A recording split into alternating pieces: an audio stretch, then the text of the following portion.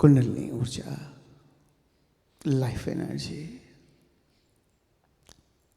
बहुत सारी भ्रांतियां जुड़ी हैं इस शब्द के साथ। अक्सर लोग समझते हैं कि एक बार कुंडली जागरण हो गया और बस जैसे कोई चमत्कार हो गया।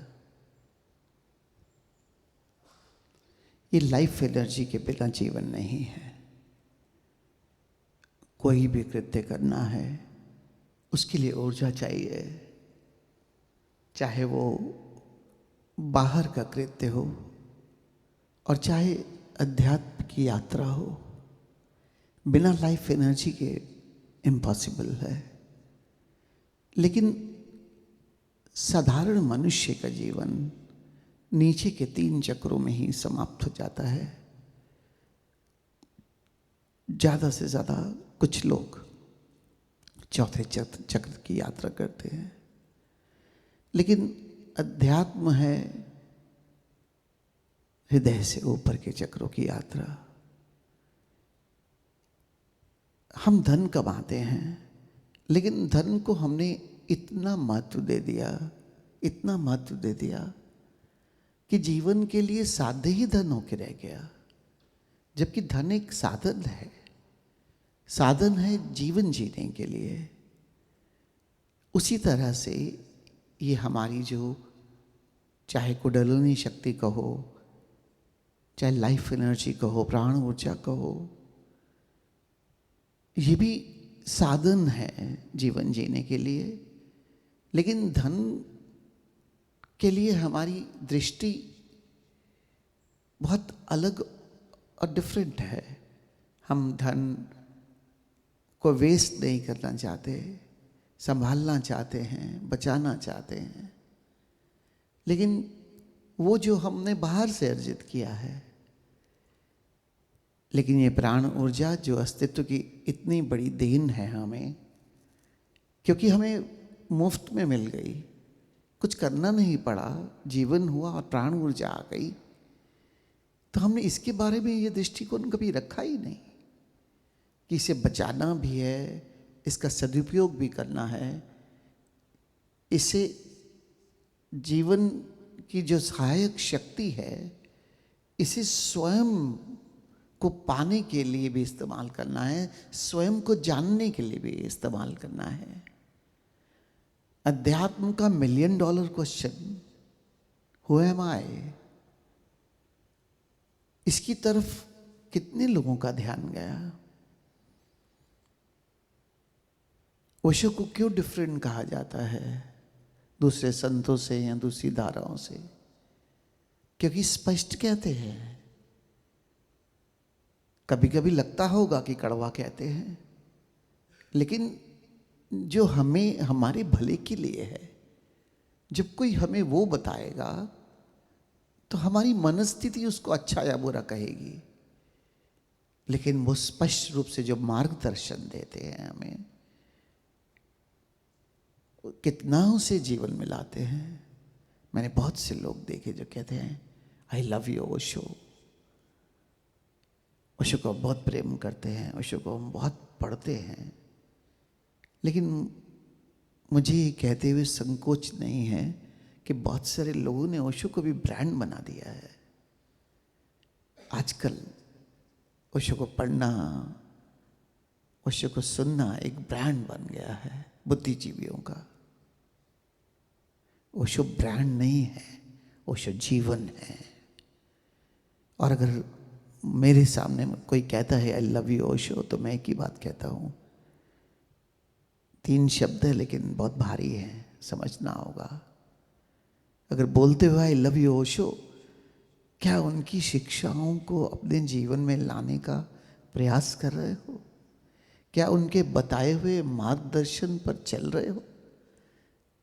तब तक मत कहना आई लव यू ओशो, बहुत छोटा हो जाएगा। एक बार एक मित्र ने मुझसे पूछा कि ओशो ने सबसे ऊपर किस चीज को रखा है, परमात्मा को, आत्मा को? मैंने कहा मेरी समझ छोटी हो सकती है, लेकिन मेरे देखे ओशो ने सबसे ऊपर जीवन को रखा है, क्योंकि जीवन ही लक्ष्य है इस जीवन का। और ओशो ने जो भी देशना दी इस जीवन को बेहतर बनाने के लिए दी, और उस बेहतरीकरण के अंतर्गत आता है परमात्मा, अंतर्गत आते हैं आत्मा, अंतर्गत आता है हु एम आई। क्योंकि बिना परमात्मा या दिव्यता की शक्ति को जाने, बिना स्वयं को जाने, आप अपने जीवन को रूपांतरण करोगे भी कैसे?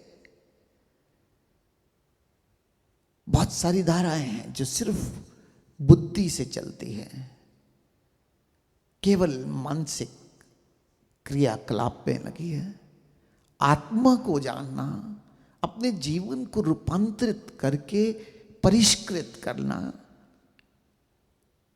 ये है जो सच्चा ओशो का शिष्य है, या ओशो से जो प्रेम करता है कि मैं हर नए दिन अपने जीवन को और ज्यादा परिष्कृत, बेटर क्वालिटी ऑफ लिविंग कैसे और कैसे देता चला जाऊं। कल मैंने कहा था परमात्मा कहीं मिल भी जाए कोई आकार लेकर तो आप घर नहीं ले जा सकते उसे, लेकिन हाँ ये भगवत्ता का ज्ञान जो है, जो ध्यान हमें प्रभु का ज्ञान नहीं देता, भगवत स्वरूप बनाता है, ये भगवत्ता का ज्ञान हमें परिष्कृत करेगा। एक साधारण जीवन पूरा प्रेम, करुणा, आनंद से, शांति से ओतप्रोत कैसे हो जाए, ये मार्ग बताया है ओशो ने। लेकिन चलना तो हमें होगा, स्वयं पर काम करना होगा। मैंने एक पंक्ति अपने लिए बनाई है। भारत में कहीं सड़कों पर जाओ तो लिखा होता है सावधानी हटी दुर्घटना घटी। मैंने इसे थोड़ा सा बदल दिया, स्वयं से दृष्टि हटी दुर्घटना घटी। और कोई रोक नहीं सकता आपको। You are bound to do accident, क्योंकि जागरूकता नहीं होगी तो क्या होगा? मन होगा, और जब मन होगा तो क्या होगा? वो माया हमें उलझाए रखेगी। मन ही माया है, और जितना जागरूक हो जाएंगे इस मन के साक्षी होकर जिएंगे, जितना जागरूक हो जाएंगे स्वयं से जुड़कर जिएंगे, स्वयं के भीतरता की शून्यता, भीतर शून्यता से जुड़कर जिएंगे। एक श्वास निरंतर बहती रहेगी स्वयं के शून्य होने की, जो उलझाएगी नहीं,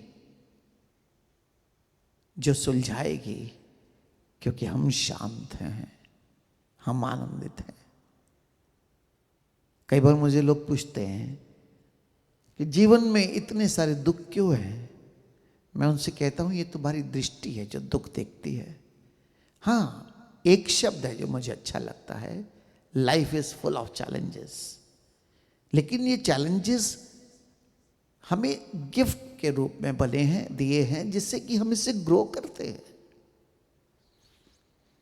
एक छोटे से बच्चे को स्कूल भेजते हो, पूरा साल पढ़ाते हो, और उसके बाद उसका इम्तिहान लेते हो। एक छोटे से बच्चे के लिए एक बाहरी शिक्षा प्राप्त करने के लिए यह आयोजन किया हुआ है। जो भीतर की शिक्षा है, जो भीतर का ज्ञान है, क्या अस्तित्व उसके लिए कोई भी आयोजन नहीं करेगा? कैसे हो सकता है? जब भी चैलेंज आता है हम उससे ग्रो कर जाते हैं। और ये जो प्राण ऊर्जा है, जो जीवन शक्ति है, इसका उपयोग कैसे करना है, ये हमारे भीतर का ज्ञान है। ओशो कहते हैं live moment to moment, live here and now, be aware.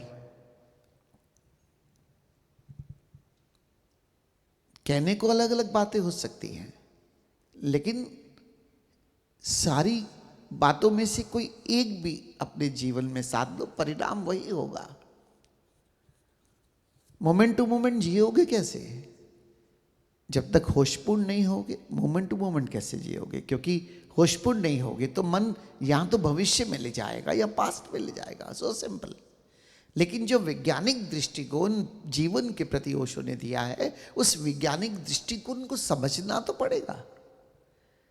इस प्राण ऊर्जा, इस कार्यक्रम में हम आए हैं, इसे समझना तो पड़ेगा कि करने क्या आए हैं यहां। जब तक जागरूक नहीं होगे तब तक जीवन में रूपांतरण इम्पॉसिबल है। और जागरूक कैसे होगे? ध्यान करेंगे, जागरूकता अर्जित करते हैं। उस शांत निर्विचार निर्विषय अवस्था में पूरी जागरूकता के साथ हम स्वयं का अनुभव करते हैं। और निर्विचार निर्विषय चेतना जो मैं हूं, और उस जागरूकता के पैटर्न को मैं पूरे दिन तक एक्सपैंड करता हूं, तो जागरूकता अर्जित करता हूं और उस जागरूकता से अपना जीवन चलाता हूं, तो जीवन रूपांतरित होता है, परिष्कृत होता है। ये विज्ञान है। इसलिए ध्यान भी आवश्यक है और ध्यान का फैलाव भी आवश्यक है। और बिना उसके तो बात बनेगी नहीं, क्योंकि शॉर्टकट नहीं है कोई शॉर्टकट नहीं है। अपने पे काम करना होगा, लेकिन हमारी दृष्टि दूसरों पर, बाहर, उससे क्या जीवन में लाभ है? कुछ नहीं। दृष्टि स्वयं पर रखनी होगी, जिसे कि मैं अपने भीतर की शुद्धता को बनाए रखूं, अपने भीतर की शुद्धता के साथ जुड़ा रहूं और फिर जीवन को रूपांतरित करूं। और ये मोमेंट टू मोमेंट जीते हुए मैं अपनी लाइफ एनर्जी को सेव करता हूं, क्योंकि सबसे ज्यादा वेस्ट मेरी लाइफ एनर्जी जो हो रही है वो बेकार के अनर्गल विचारों में हो रही है, इनर मोनोलॉग में हो रही है। इतनी ऊर्जा खा रही है। Just be intelligent and save your energy. Then it is possible that you can awaken and rise your energy. थोड़ा बुद्धिमता से इस ऊर्जा को बचाओ और ऊर्जा को बचाने के बाद उसे जागृत करो और जागृत रखते हुए उद्गमित करो। कितना भोजन करना है ये मेरी स्वतंत्रता है, करो कुछ भी। कई बार मित्रा के कहते हैं कि यहाँ भोजन तो बहुत स्वाद मिलता है, खाया ज़्यादा जाता है, आलस आता है। अरे भोजन स्वादिष्ट है, लेकिन ये भी तो सादा है, खाना कितना है तो आप क्या आते हैं? भोजन को दोष क्यों देते हो? अपनी जागरूकता को जगाओ। हम तो चाहते हैं ओशो की शिष्य यहाँ सब कुछ बेहतर से बेहतर हो। ओशो का गिफ्ट है ये आश्रम, तो सब कुछ अच्छा तो ऑटोमेटिक होगा यहाँ, लेकिन उसके साथ जीना कैसे ये तो हम पर निर्भर करता है। छोटी छोटी बातें बहुत मैटर करती हैं और उन्हें सहजता से अपने जीवन में लाओ, क्योंकि सहजता ही निरंतरता हो सकती है। ध्यान सहज होना चाहिए। ध्यानपूर्ण जीवन शैली मेरी सहज हो जाए कि मुझे ध्यान साधना ना पड़े, मेरा जीवन ही ध्यानस्थ हो जाए। शुरू में प्रयास करना होगा, लेकिन प्रयास करते करते ये निष्प्रयास की यात्रा है। और फिर ये कुंडली शक्ति हमेशा हमें सपोर्टिव है, क्योंकि जैसे ही आप अपने ऊपर के चक्रों में इस ऊर्जा को महसूस करोगे, फिर जागरूकता बनानी नहीं पड़ेगी, जागरूकता बनी रहेगी, तभी सहज हो सकता है। और दूसरी तरफ जितनी जागरूक होने का हमारा सहज स्वभाव हो जाएगा, उतनी ऊर्जा स्वयं से ऊर्ध्वगामित रहेगी। चौथे चक्र से नीचे आना बहुत कम होगा, लेकिन ऐसा मैं नहीं कहता कि नीचे नहीं आएगी, लेकिन प्रयास तो रहे कि ज्यादा से ज्यादा ऊर्ध्वगामित ऊर्जा रहे और जागरूकता सदी रहे। और फिर सब भावना है जीवन में रूपांतरण की। तो एक लक्ष्य नहीं है, जीवन का लक्ष्य जीवन है। हर ज्ञान जीवन को परिष्कृत करने के लिए है, जीवन को सुंदर बनाने के लिए है। यहां तक कि मैं कहते हुए संकोच नहीं करता, परमात्मा भी साधन है, साध्य नहीं है। क्योंकि जिसको मैंने अनुभव किया अपने भीतर की दिव्यता को, उससे मैं दिव्य होकर अपने वातावरण को, अपने चारों तरफ जो मेरे सब कुछ फैला हुआ है, मैं उस दिव्यता के फैलाव को सब में फैलाऊंगा, सब में फैलेगा। किसी से व्यवहार करोगे तो कैसा करोगे? जो प्रेम, जो आनंद, जो करुणा, जो शांति स्वयं के भीतर होगी, वो चारों तरफ फैलेगी। फिर किसी को प्रेम करना नहीं पड़ेगा, प्रेम मांगना नहीं पड़ेगा, हम प्रेम स्वरूप हो जाएंगे। और जब हम प्रेम स्वरूप हो ही जाएंगे तो परमात्मा से कम कहाँ है। इसलिए स्वयं पर दृष्टि बनाए रखना और जागरूक होकर जीना।